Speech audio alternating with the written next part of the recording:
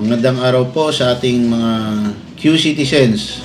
Ako po si Police Lieutenant Colonel Dave Anthony Ruba Capurcos, Station Commander, Project 6, Police Station 15. Ngayong araw, nais po namin magbigay ng paalala tungkol sa isang karaniwang modus ng pagnanakaw, ang salise. Sa salise, sinasadya ng mga kawatan ang biglaang pagbangga, pagdikit o pag-abala sa biktima.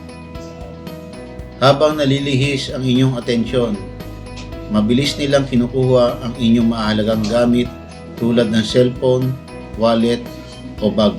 Karaniwan itong nangyayari sa mataong lugar gaya ng kalsada, terminal, pampublikong sasakyan, palengke at iba pang pampublikong lugar. Upang makaiwas sa salise, panatilihing nasa harapan at mahigpit ang hawak sa inyong mga gamit. Iwasan ang paglalagay ng cellphone at wallet sa mga bulsang madaling dukutin. Kapag kayo ay nabigla o nabangga, agad na suriin ang inyong mga gamit. Kung may napansing pagkawala, humingi agad ng tulong at i-report sa otoridad. Sa oras ng emergency, huwag magtubiling tumawag sa alinman sa mga sumusunod.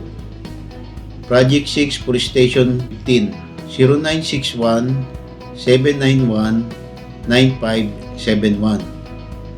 QC Helpline, dial 122. Unified Emergency Hotline, dial 911.